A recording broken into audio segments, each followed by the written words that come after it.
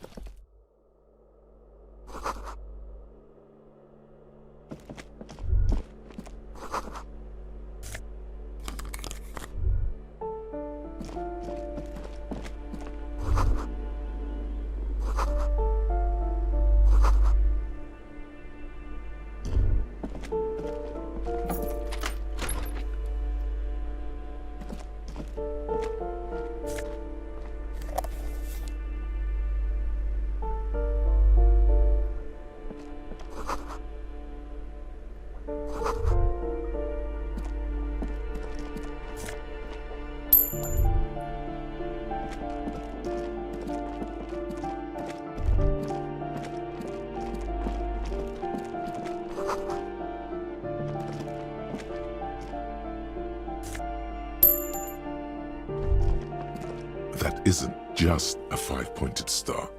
It's an inverted white pentagram cradled in a wreath of antlers, the iconography of communism, in other words.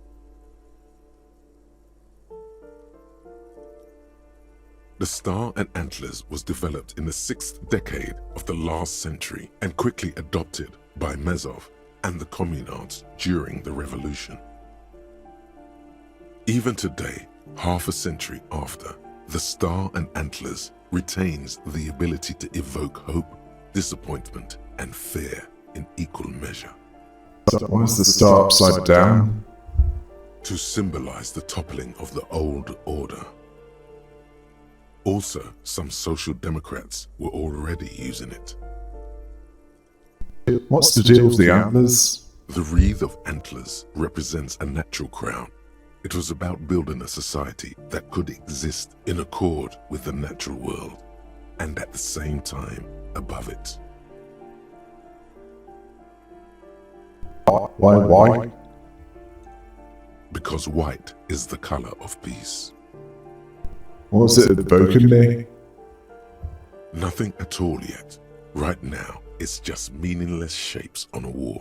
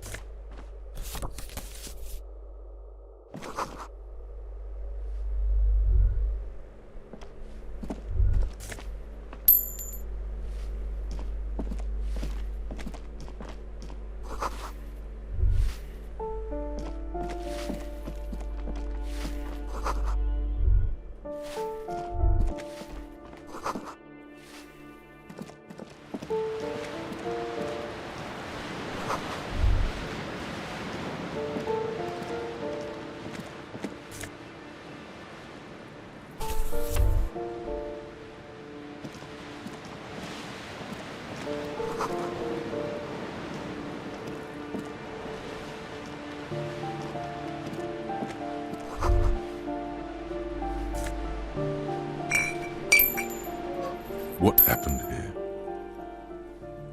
You can't foreclose on an apartment with a hole in the wall. It will still be accessible through the apartment next to it. That one didn't have a door. Sadly, nothing of great value remains here. Except the stuff in the fridge. Indeed.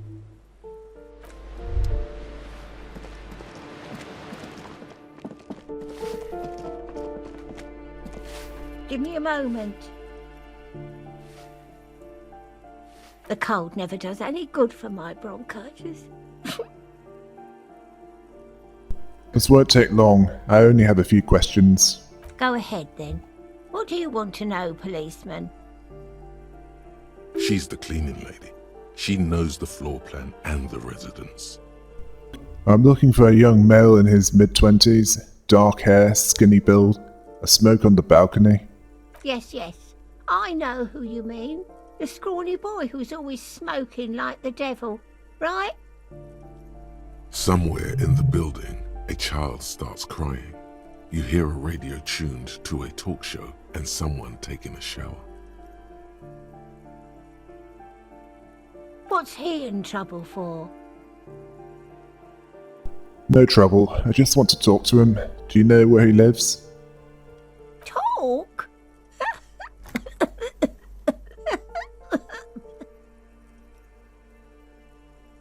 What was so funny about that? He lives upstairs in room 28. Go to the balcony. It's one of those doors there. He's usually home in the evening. Thank you. We should go check out his apartment on the balcony. See if he's home. Thanks, I'm off.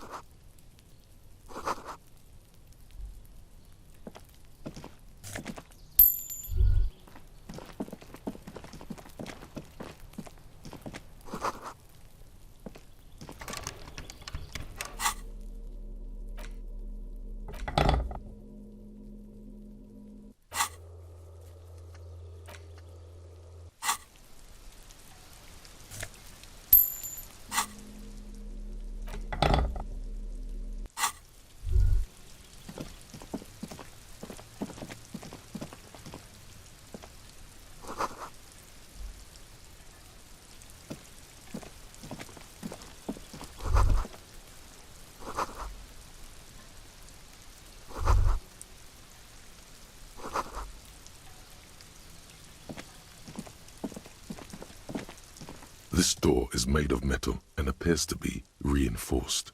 Someone here really values their security. Number 28. This is where the cleaning lady said the smoker on the balcony lives. Let's see if anyone's home. Knock on the door. No one answers. Looks like the young man we are looking for isn't home. I think our best chance to catch him is in the evening. We should return tomorrow after we have finished with our day's work. How about 9 p.m.? Sound good? Sounds good. Tomorrow, 9 p.m. Tomorrow, 9 p.m., right here. Apartment number 28. Good, let's go. Damn. Turns out it's quite tricky finding someone in a big apartment building. Don't worry. You'll get him. Remember, tomorrow. He's probably gone for today.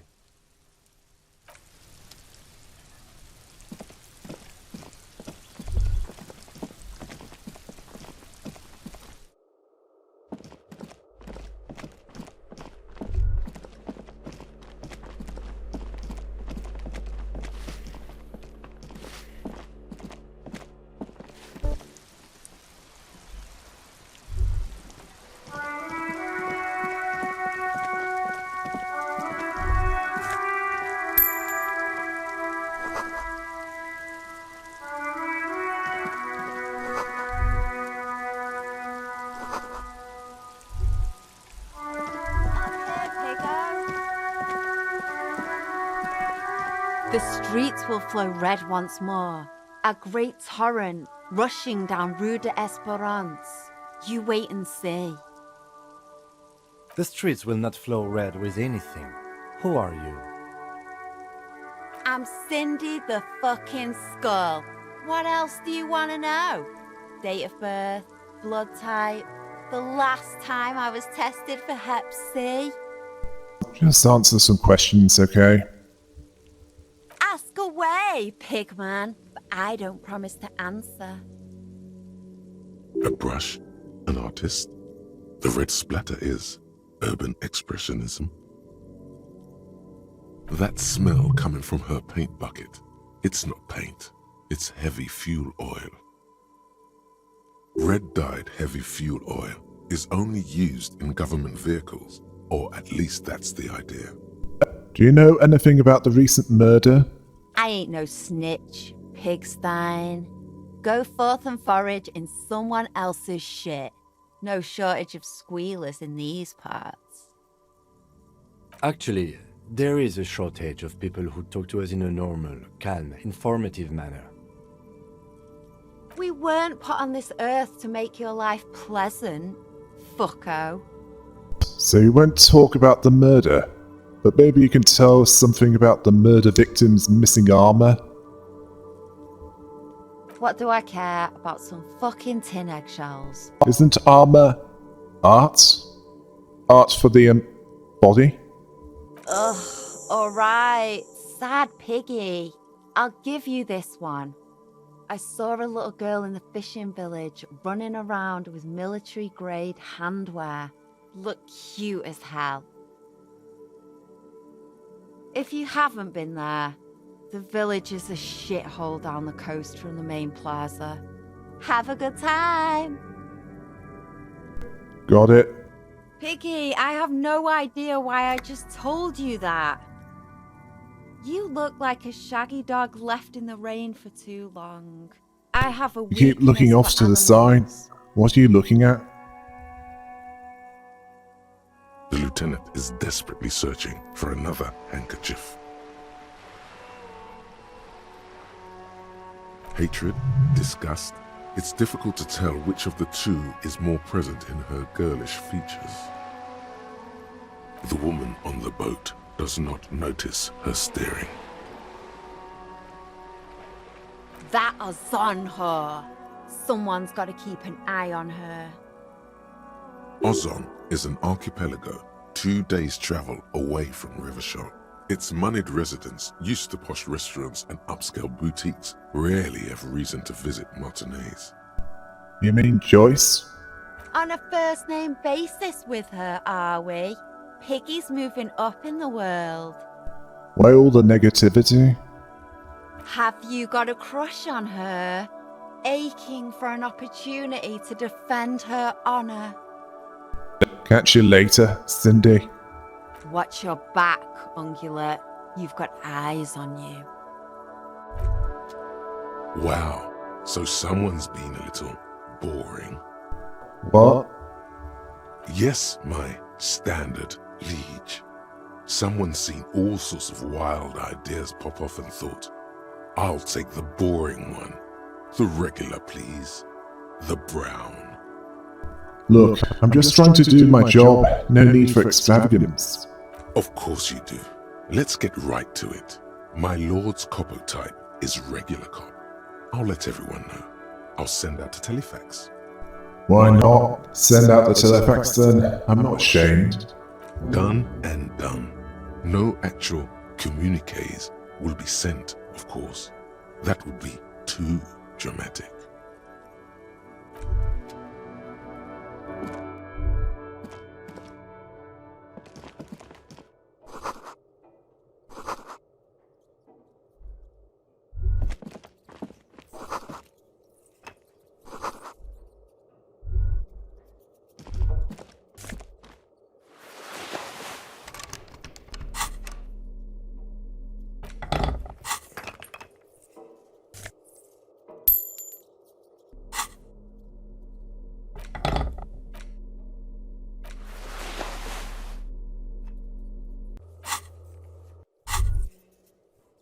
The pockets of these new jeans are perfect for sticking your hand into. makes you look cool, calm, and collected. As your hand enters the pocket, your fingers brush against something, soft yet crinkly. Hey, it's a chewing gum wrapper. It reminds you of the fruity juice of apricots. You should inspect it closer if you have time. Something about the wrapper's texture is familiar. By the way, the raw materials were most likely exported from Seaguy, the apricot suzerainty, and processed in sur-le-clay into the apricot-flavored chewing gum, loved by kids of today and yesterday. Something about it is familiar, and not only to your fingers.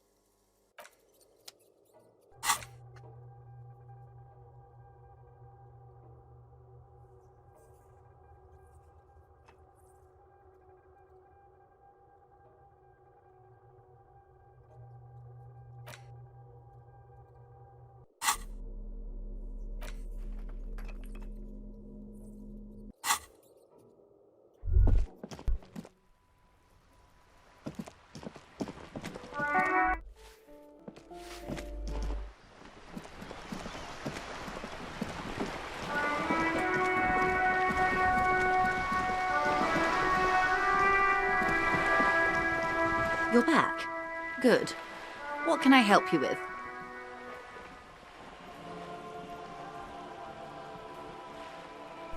By the way, I talked to Eva Claire. You have? And how did you like Mr. Clare?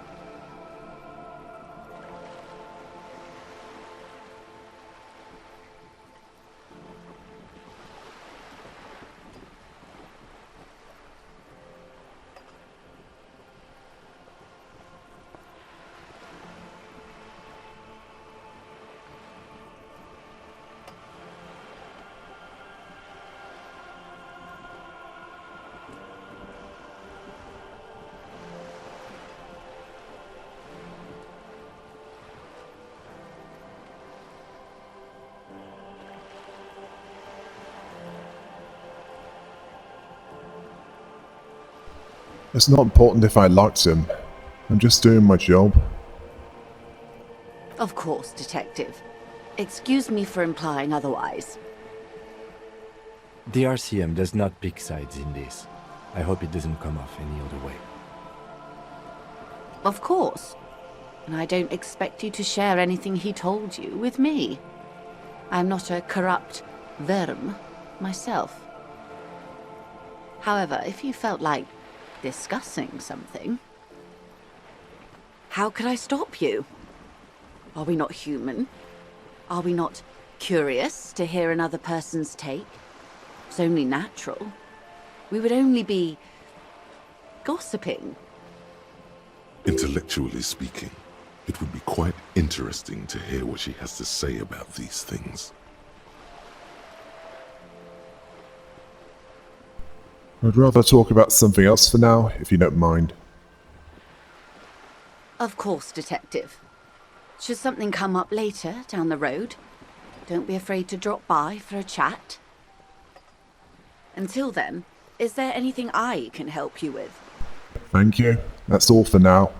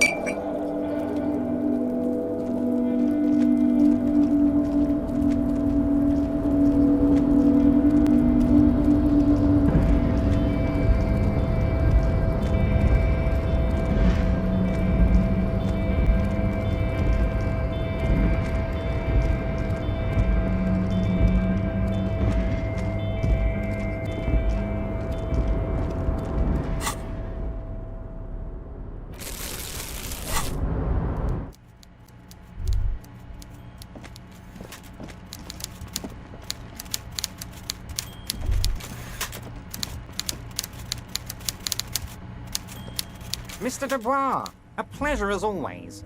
You don't have to sit down this time, since you've already sat on that chair.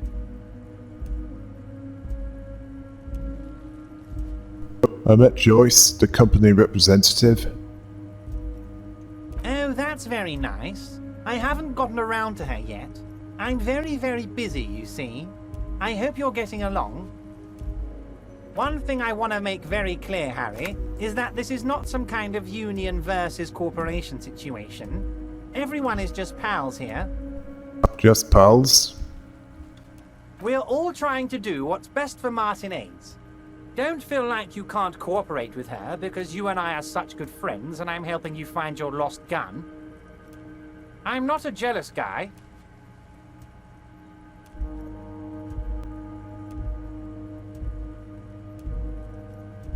Okay, let's talk about something else. Of course, Harry. Let me just assure you one more time. It's perfectly okay to share anything we discuss here with this Joyce. This is a completely transparent organization. I have no interest in what she is doing, but I myself have nothing to hide. Your business is your business, and I respect your privacy.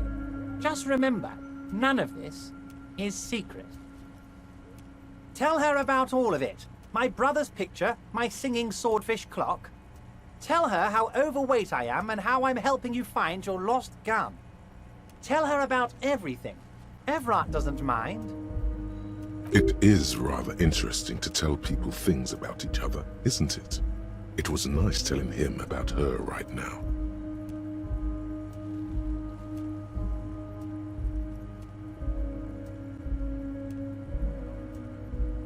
I've just finished investigating the local drug trade. You've got a lot of spirit clearing up the drug problem alongside this murder. I'll talk to the mayor and see if I can get you the key to the city, Harry. Now, let's talk real business. Actually, Rivershell doesn't have a mayor. He refuses to discuss it further. It's probably just a small nuisance to him. Not even a speck of anger in his voice. That's that then. I opened the door you asked me. Can we discuss the murder now? I'm very glad to hear that, Harry. One question. You didn't actually happen to stumble in and see what's inside the apartment, did you? The deal wasn't for me to go inside, so I didn't. You're right, Harry. You only had to unlock the door, which you did. So we're all good here. Now let's get down to brass tacks. It's time for men like me and you to figure out who's killed who and why. Real police work is gonna start happening now. I promise you, Harry, this is gonna be good. I heard about a connection between the lynching and the strike. I'd like to hear what you know about it. By now, I'm sure you've figured out who the dead man was working for. The bad guys. Wild Pines. Sent to scare us. Another violent measure of the top hats against us flatcaps. I'm listening. Harry, this strike is the culmination of many, many mistakes made by the Wild Pines group. They tried to shut the strike down by sending in armed mercenaries. You mean our victim? A security contractor? Can you imagine that? Workers standing in peaceful protest, united in the spirit of fellowship, and they send hired killers to mow us down with machine gun fire? He performs a motion as if spraying bullets from a machine gun. I'm talking beasts, hardened killers from proxy wars in Yisut, Semenine, Saramaritsa, you name it, they've done it. Raping, killing, burning villages, killing little children for the Senorita Pineapple Company, Harry. Everything they did there, they brought over here. They want to turn Revachol into a third world slum. Honestly, the only thing they didn't do is kill the village elephant. Go on. Now, I haven't personally witnessed the brutalities out there. I have the luxury of staying in my container, you see. If I need to go somewhere, they just move my container. Go on. About my fun container? It's a hoot, Harry. Who knows? Maybe you'll be in here the next time they move it. It will be very fun, I promise. But enough about me and my container. The killers the company hired, I think there were 3 of them, all hardened commando types. One of them got downright suicidal, getting drunk, violent, a little rapey. Even their own negotiator couldn't control him. That's your boy, the one who likes hanging out and trees. By negotiator, you mean Joyce? Harry, what you need to realize is, we dock workers are not pushovers. We got grit, Harry. This whole neighborhood does. Push us hard enough and we push back. And when we do, we push to kill. Who exactly did the pushing? There's a militant wing inside the Union. A group of people whose duties don't involve manual labor, but peacekeeping in the neighborhood, making sure everything runs smoothly. That sounds a bit like organized crime. They're like you guys. Idealistic people who want to make sure bad things don't happen. And if they already have, well, punishment must follow. Again, that sounds like organized crime. So these idealists killed our victim? One day Titus Hardy, leader of this peacekeeping faction, comes up to me and says, "Boss, socialist democratic fervor drove us to take it upon ourselves to kill this beast that was burdening the land." He probably worded it differently, but that was the idea. Sure sounded to me like they killed him. I gave them 2 weeks paid leave and told them to lay low to avoid retaliation. Aren't you worried we might arrest them for this? Oh, I'm not at all worried about that. These are not the kind of men who get arrested. They're Martinez boys, tough and gritty. I'd like to see the man who takes them in. Besides, I sent my lawyer girl to look after them. If he's just boasting, then it sure doesn't feel like that to you. He's not worried. He places a lot of faith in that lawyer girl. Perhaps this is a tactical error. Anyway, Those are bullets in the hanged man's head. So they shot him. He was shot in the head before he was hanged.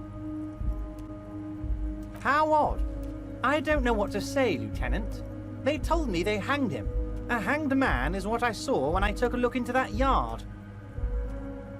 What I do know is, the case is in safe hands. If anyone can get to the bottom of this shot and hanged man, it's my 2 little policemen. Godspeed, policemen. How do you know the mercenaries are hired by the shipping company? How do I know? Let me tell you about these people. That's their MO. It's what they do. Last winter, some poor workers in Terminal E went on a little strike. The company sent in Sediment, a security contractor. The strike was over the workers' right to wear protective footwear, Harry. These guys turn up and start beating people. Tell you what, Harry, I wouldn't be surprised if we got the same mercenary company after a little rebranding. And I'm sure as hell not surprised to see an army of scabs under my gates. So you believe the scabs were organized by the security contractor? You said it. Hell, one of those guys looks big enough to take down that proverbial elephant. Boys like that don't just happen to show up during strikes. The name of the company is Krenel this time. It might have been Sediment before. Of course. You're always one step ahead of me, Harry. I'm no genius. I'm in this position because people like me. The remaining mercenaries are organizing a tribunal to take on the Hardys. Tribunal? That sounds serious, Harry. We Union men should be shitting ourselves. I wish you hadn't told me that. I'm gonna lose sleep over this. Let's change the subject. he's clearly happy about the tribunal. Okay, yes. You're right. You're right. My sleep isn't your concern. Tell me, Harry, what else can I help you with? You mentioned a lawyer girl. Oh, Liz is a bright one. I paid for that law degree myself, thinking it'll probably turn her all fancy. But hell, Harry, she came back a firebrand socialist. Sometimes she scares me with her zeal. Tell me about Titus Hardy and his crew. Oh, they are simply fine young men, all 7 of them. Exemplary union members, always working to advance their position in the local socialist democratic movement. Core members.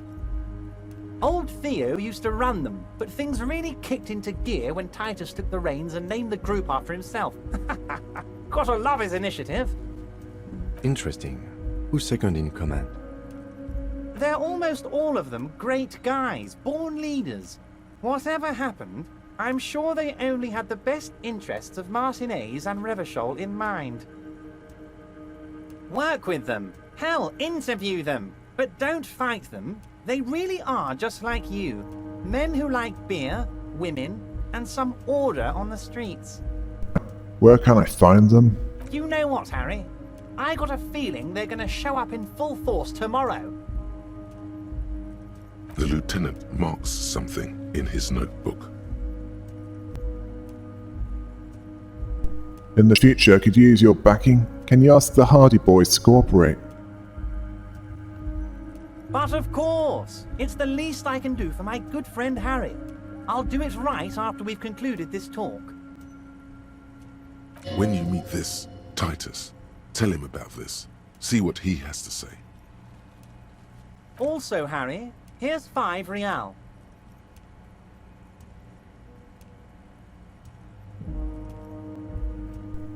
I don't need it. I only wanted you to help me with the Hardy boys. Oh, I wasn't offering it to you, just holding it out there. But I'm willing to share information. Was there anything else? Good talk. Let's conclude for now. Was it a good talk? I'm not sure we made much headway here. I was hoping we'd bust the case wide open. Heck, I even wanted to tell you what I really want to achieve with the strike. I don't know what happened, Harry. I wanted you to feel like Mr. Martinez. And of course, I also wanted you to find your gun. But it's like I can't completely trust you. Yet. Yet? Yes, Harry. It's like I can't fully trust you if you're not a man of the left. I want to, but I just can't. A man of the left, so you have to be a social democrat. He's been hurt too much in the past by men who aren't social democrats. What's that supposed to mean? I'm more left than you are? You're saying it, but I don't believe you. You know how it is, company snitches, agent provocateurs everywhere. I'm barricaded in this fortress of mine, and I need to get a message out. Will you help me? And what would this entail? Once again, I require nothing unethical or illegal of you. You just need to get 2 little signatures on this piece of paper, and then mail it to my accountant in La Delta. Fine. If I happen to be there, I can ask them.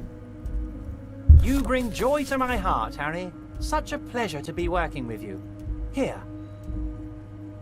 You need to get signatures from Isabel Sadie and Lillian Carter. The cul-de-sac is right past the pawn shop and across the canal. I hear there is some trouble with the waterlock, but they should fix it by Wednesday morning. Once you have the signatures, mail this to 13022 La Rocca in La Delta. Then I'll know you're a solid socialist. Eva, I'm going to leave now, but we might talk again later. See you soon, Debardeur. Just kidding, but not too much.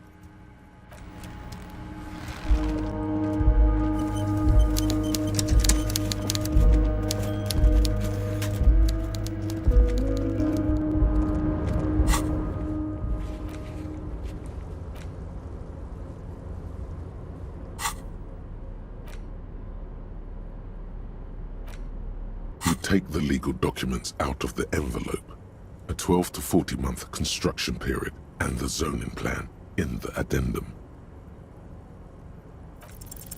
There is no loophole. The simple truth is, the current residents are going to lose their street access, and for the next 12 to 40 months, their lives will be dominated by constant construction noise right next door. Wait, what are the ramifications of this? Once the construction starts, it'll probably take a few months, a year maybe, for even the most stubborn occupants to get tired of living like this. After that, they'll sell their property for cheap and move out. Look, Kim, these people are going to have to move away. Can we do something about it? I should have seen it. Evrard probably has eyes on us, but we could try to get other people to sign this instead of those listed. Or you could forge their signatures yourself. By the time he finds out, we'll already be gone. However, we'll need access to the coast before we do anything. Evrard won't believe you got villager signatures if you can't even get to the village. You can try a forgery as soon as we can cross the waterlock. The youth center cuts into the ocean like the bow of some great modern ship. Apparently, it's going to cover most, if not all, of the street and the square between the existing houses. It's 3 stories tall. It's going to be awfully close to the already existing buildings, almost wall to wall, practically integrating them into the youth center. This is either an ominous or cool architectural choice. Hard to say. My money is on cool. Looks like a cubic pyrite.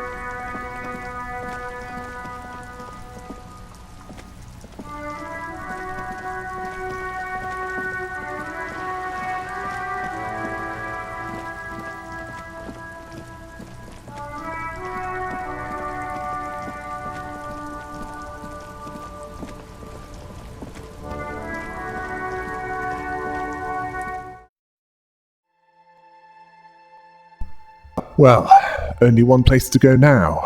The Whirling in Rags, as that's where the Hardy Boys are. Until next time. Hail the rabbit!